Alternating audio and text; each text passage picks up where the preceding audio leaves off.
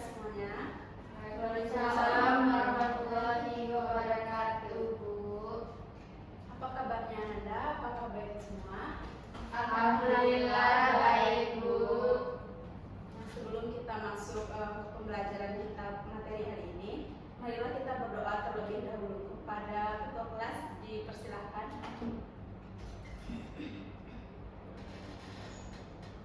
Kenapa terlambat Cynthia? Maaf, Bu, izin terlambat, Bu.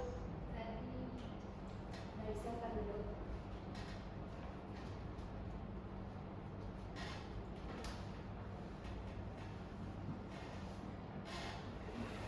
baik berdoa menurut kepercayaan masing-masing mulai.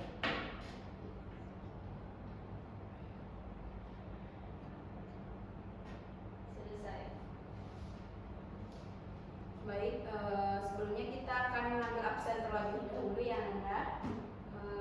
Apakah ada yang absen di antara teman-teman semuanya? Ada, Bu. Siapa yang absen, Linda? Kori, Bu. Baik, yang pertama yaitu Dinda Primonika, Ada, Bu. Vanessa Pancaputri, Ada, Bu. Cynthia, Ada, Bu. Lisa Safitri, Ada, Bu.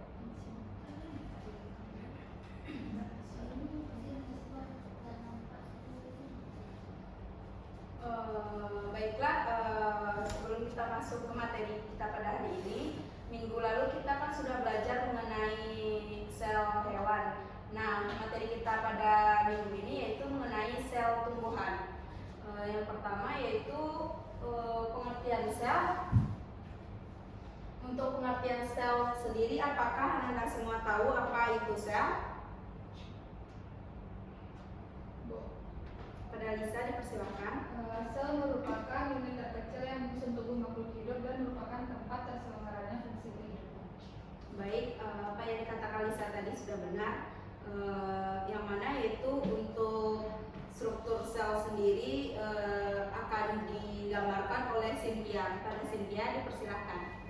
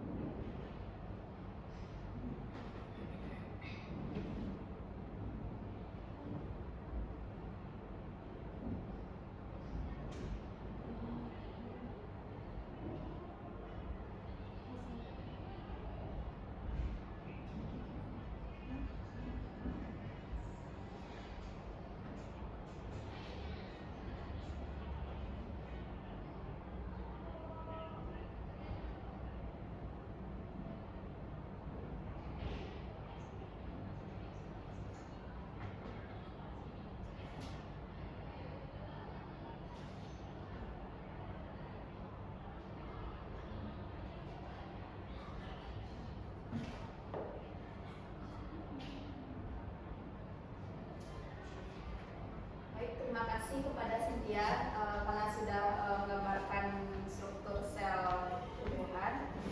Selanjutnya yaitu kepada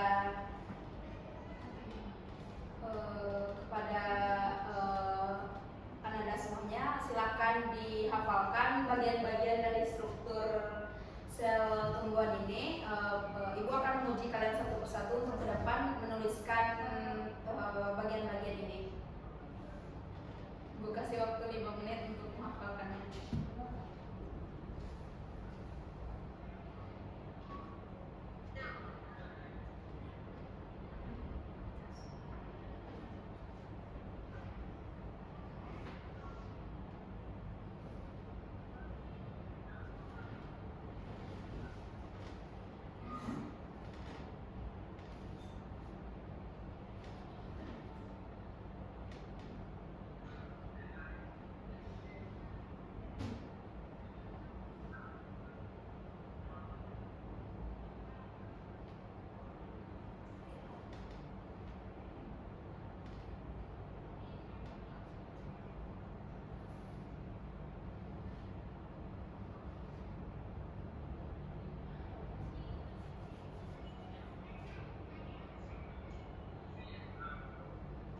Baiklah, Ibu rasa kalian sudah cukup memahaminya. Untuk bagian-bagian dari struktur sel tumbuhan ini, kepada Nisa dipersilakan untuk maju ke depan.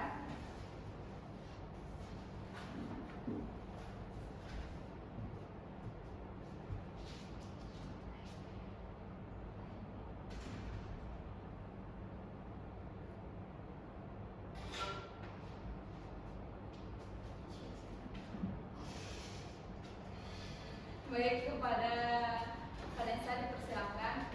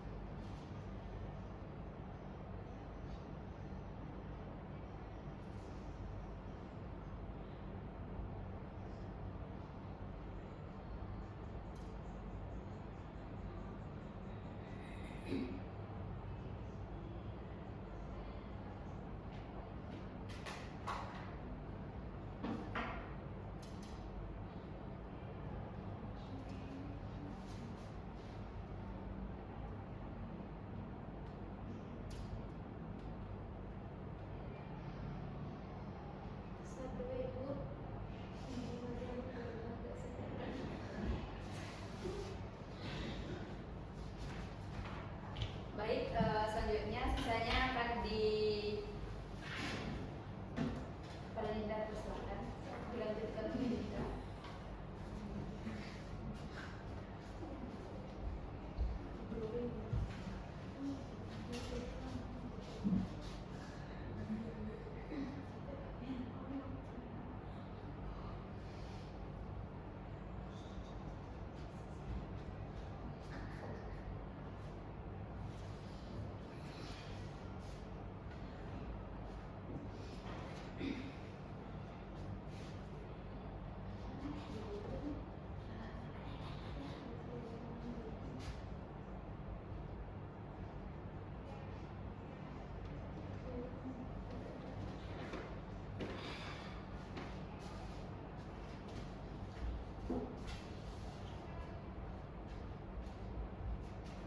Baik, terima kasih atas partisipasinya Nanda semuanya.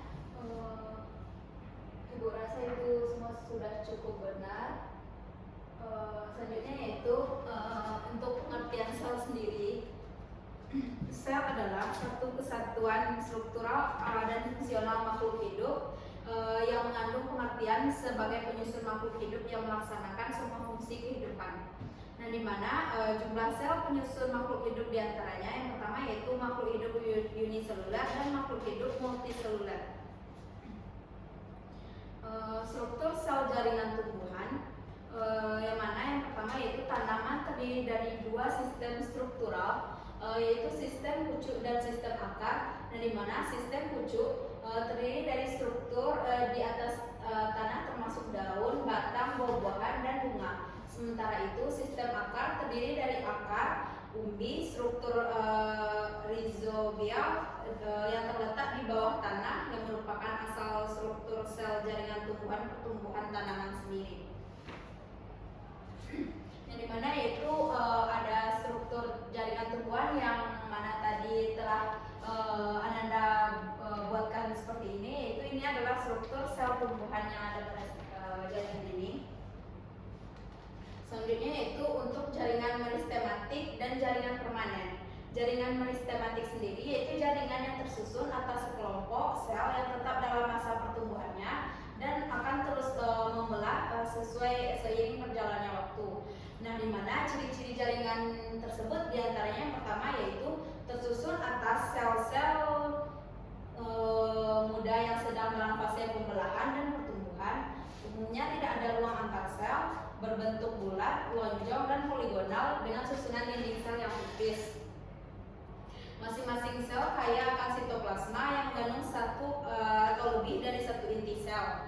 Selanjutnya yaitu ada jaringan permanen yang dimana yaitu jaringan meristematik baik yang merupakan primar atau sekunder yang akan berdiferensiasi menjadi jaringan permanen.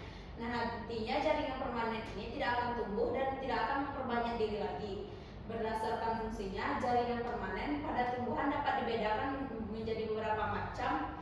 Yang pertama yaitu ada jaringan epidermis, jaringan parenkim, jaringan penyokong atau kolenkim dan sklerenkim, jaringan pengangkut xilem dan floem, serta jaringan gabus. Selanjutnya yaitu ada jaringan epidermis atau jaringan pelindung, yang dimana jaringan epidermis sendiri adalah jaringan tumbuhan yang terletaknya berada di jaringan terluar yang menutupi seluruh permukaan tubuh tumbuhan. Dengan ciri-ciri jaringan epidermis diantaranya yaitu tipis, biasanya hanya tersusun dari satu lapis sel saja. Nah, di mana tidak memiliki klorofil, pada permukaan yang menghadap keluar terlapisi dengan kutin yang menghasilkan kutikula atau lapisan dalam. Selanjutnya itu vakuola besar bisa berisikan antosianin, susunan selnya rapat tanpa ruang antar sel, dinding sel beragam tergantung dari posisi dan jenis tumbuhannya sendiri. Selanjutnya itu untuk materi yang ketiga ada fungsi organ tumbuhan, yang dimana yang pertama itu ada akar. Dapat Anda lihat pada slide PPT yaitu ada gambar akar sendiri, yaitu akar merupakan organ tumbuhan yang melekatkan tumbuhan pada tanaman. Akar menahan tumbuhan berdiri dengan tegak. Akar juga berfungsi untuk menyerap air dan juga zat-zat mineral yang dibutuhkan tumbuhan di dalam tanah. Jaringan meristem akar tersusun atas rambut akar, jaringan epidermis, korteks, dan silindris pusat atau stel. Stel sendiri adalah silinder pusat tempat terdapatnya pembuluh angkut xilem dan floem.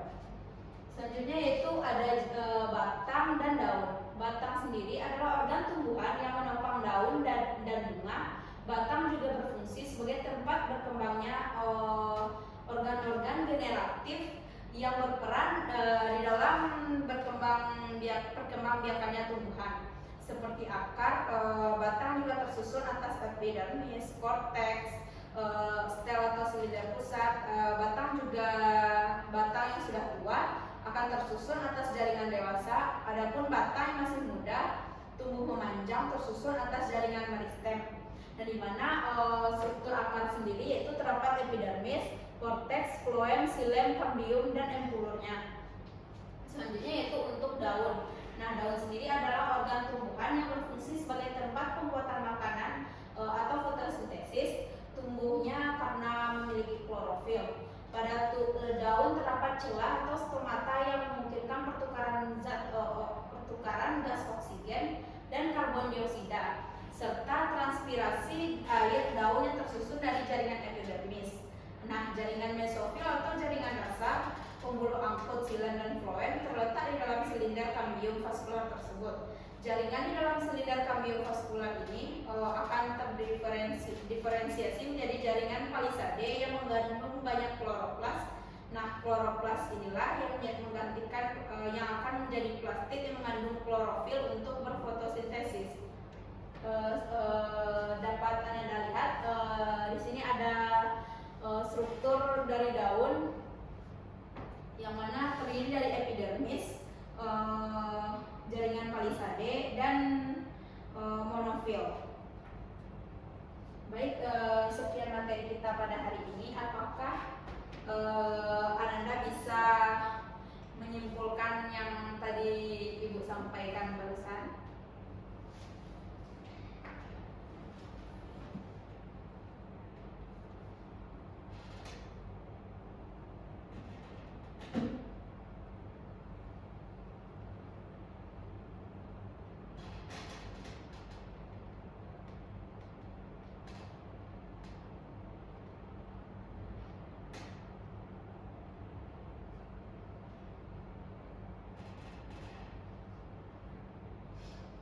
Jika tidak ada yang bisa menjelaskan, apakah ada yang bisa menjelaskan mengenai jaringan meristematik?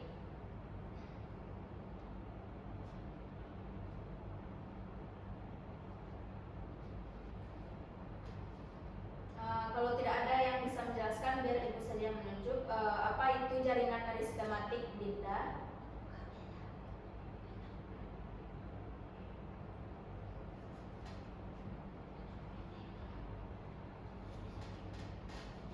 Jika Dinda tidak bisa, coba Cynthia yang berapa? Baik Bu, jaringan meristem itu adalah jaringan pada tumbuhan yang mana jaringan tersebut masih aktif membelah. Baik, ada lagi yang bisa menjelaskan mengenai jaringan meristematik? Jika tidak ada, coba jelaskan jaringan permanen kepada Dinda.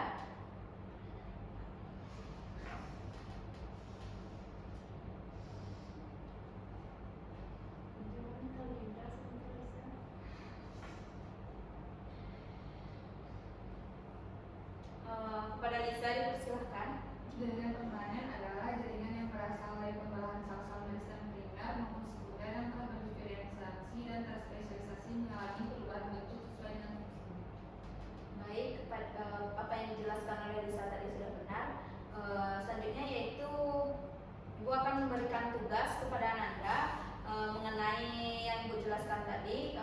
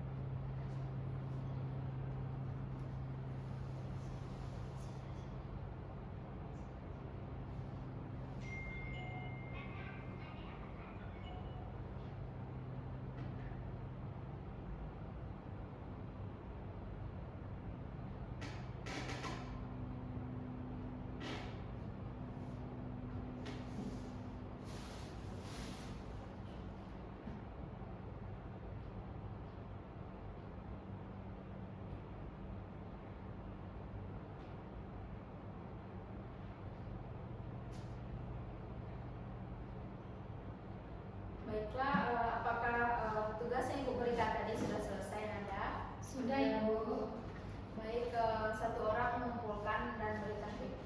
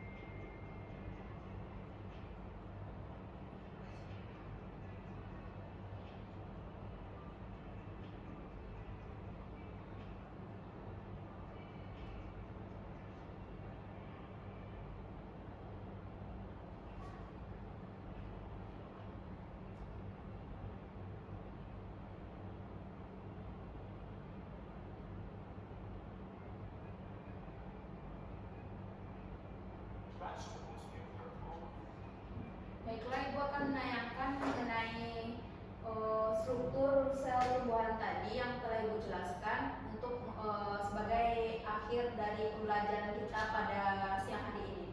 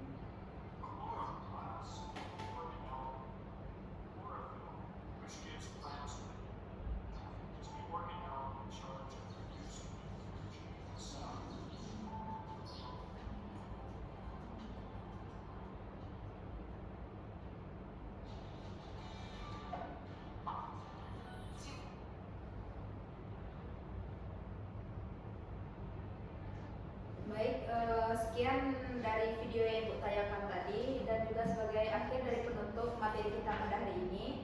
Mungkin itu saja yang bisa Ibu jelaskan mengenai materi kita pada hari ini. Ibu tutup dengan billahi taufiq wal hidayah. Wassalamualaikum warahmatullahi wabarakatuh. Waalaikumsalam